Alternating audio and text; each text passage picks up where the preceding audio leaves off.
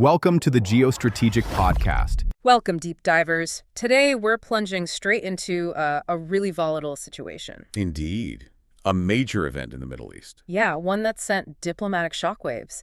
We're talking about the complex chessboard of the Middle East, where a recent event hasn't just challenged old alliances, but it's fundamentally shifted the ground under regional security. People are scrambling. Absolutely. It's a textbook case, really, of how fast geopolitics can change.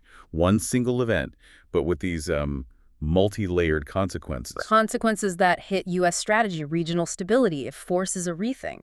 Definitely. A major rethink of established partnerships. So, our focus today is zeroed in on the Israeli airstrike in Doha, the one targeting senior Hamas leadership.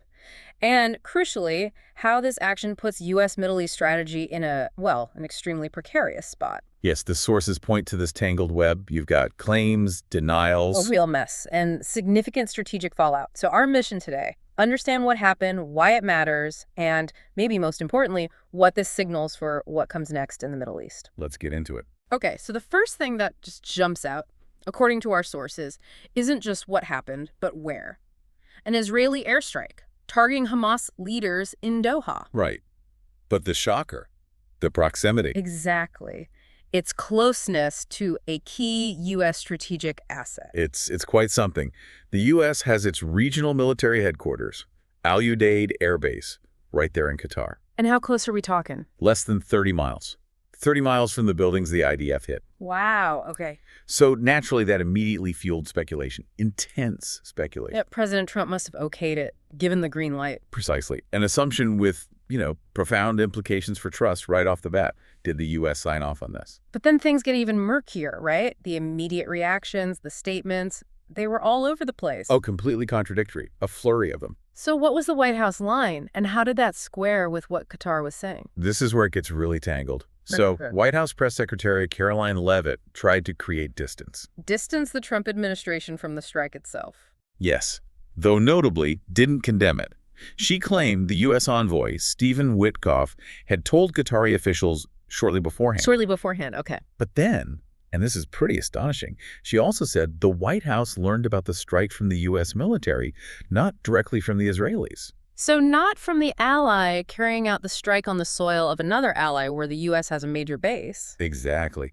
And then President Trump himself backed this up on Truth Social, pledged to Qatar's Emir Tamim it wouldn't happen again. So the official U.S. story was sort of, we had a heads up, but just barely, and it's a one-off. That was the public message, yes. But it ran straight into Qatar's version. Which was? The Qatari Foreign Ministry was emphatic. They said the call came just as the explosion started. Not beforehand at all, during the event. Correct. A critical difference in timing, obviously. And that wasn't the end of the conflicting stories, was it? Not even close. Israeli officials, talking to Israel's Channel 12 News, claimed President Trump had actually given Israel the green light. Okay, so the complete opposite of the official White House line. And then, just to add another layer, a different White House official told AFP, quote, "We were informed in advance." So, we knew shortly beforehand. We knew from the military, not Israel. We didn't really know until it happened. Israel says we gave a green light, and another official says we were informed in advance. It's chaos. It's a mess. A clear discrepancy or maybe, deliberate ambiguity.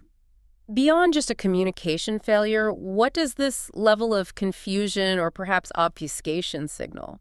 Why is it so significant? Well, it raises a huge question. Regardless of the actual sequence or who thought they had consent, our sources stress nothing about this is normal. Nothing normal. This isn't just a fumble. It feels like potentially a deliberate blurring of lines. Weaponizing ambiguity, maybe? And that erodes trust how? Fundamentally, it makes allies question not just your actions, but your core intentions. And that's dangerous territory. Especially when lives are lost under such unclear circumstances. Himam al-Hayya, others. Exactly. Senior Hamas figures, a Qatari security member too, killed like this. The murkiness itself points to a breakdown in coordination, or perhaps a deliberate lack of coordination. Leaving this deep scar on trust. A very deep scar. And this erosion of trust, it's not just Qatar feeling it, right? This hits the core of U.S. strategy in the whole region. America's standing. Oh, absolutely. It's bigger than just U.S.-Qatar relations. Think about the gravity. If the U.S. did greenlight this Israeli strike on Qatari soil, right next to a major American base. It looks like a betrayal. A major one. It completely undermines the long-held U.S. role as the main security guarantor for the Gulf Arab states, the GCC members. And sources say this isn't like previous incidents, like the PLO strike in Tunisia back in '85. No, not analogous at all. No. Our sources are very clear on that. Tunisia didn't host U.S. bases, wasn't as central to U.S. interests in the same way Qatar is now. So the Doha strike is far more damaging. It's far more damaging to U.S. credibility, yeah, and its relationships with its closest regional partners. Is this feeling widespread among the Gulf states? It seems so. Other Gulf governments, even ones that often disagree with Doha on things, they expressed outrage. Outrage at the Israeli action. Yes, and unqualified solidarity with Qatar. This strike seems to have united them, at least on this issue. Concern over sovereignty and the reliability of their main security partner. It challenges the whole foundation of those security partnerships. It really does. It signals that maybe their territory isn't as inviolable as they thought, even with U.S. presence nearby. And surprisingly, perhaps, there's an economic angle, too. Our sources flag this. Yes, and it's critical for them. For the GCC states, this isn't just about security politics. It's deeply economic. How so? Well, think about their diversification plans, moving away from oil and gas. Yeah.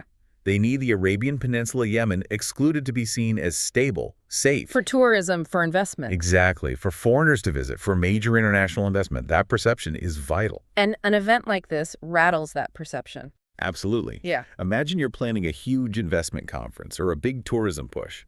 How attractive does Qatar or even its neighbors look if its airspace can be violated like this? Especially if it seems their main ally either allowed it or couldn't prevent it. Right. Any whiff of instability, vulnerability, it directly undermines those multi-billion-dollar long-term economic goals. It jeopardizes future prosperity. So these diplomatic economic shockwaves, they make you ask about the motive behind this strike. Do our sources point to a specific goal for Israel here beyond just targeting Hamas leaders? The sources strongly suggest. Yes. It seems very clear Netanyahu does not want a deal to end the Gaza war. Despite others wanting one, like parts of the Israeli security establishment or hostages' families. Despite those views, yes. Yeah. And President Trump, his envoy Witkoff, they seem to be making a real push, a genuine, perhaps last-ditch effort for a deal. A deal to release all hostages and the conflict, mediated by Gershon Baskin. Correct. And crucially, when the strikes hit Doha, Hamas officials were actually meeting there. Meeting to consider what? To consider Trump's very blunt ultimatum regarding that deal. So the timing. It wasn't just coincidental, it seems deliberately chosen. That's the strong implication, yes. Yeah. That this strike was intended by Netanyahu to basically blow up the possibility of Hamas saying yes to Trump's terms. Why would he do that? Well, reports suggest Netanyahu and his hard-right ministers feel they're close to their goal of leveling Gaza City, the last bit of Gaza that's somewhat inhabitable. And they weren't going to let Trump's deal get in the way of that military objective. It paints a picture of potentially deliberate sabotage of a peace effort, yes. Okay, let's loop back to the U.S. being blindsided. What does that signal, if true, if their ally acted without a real green light?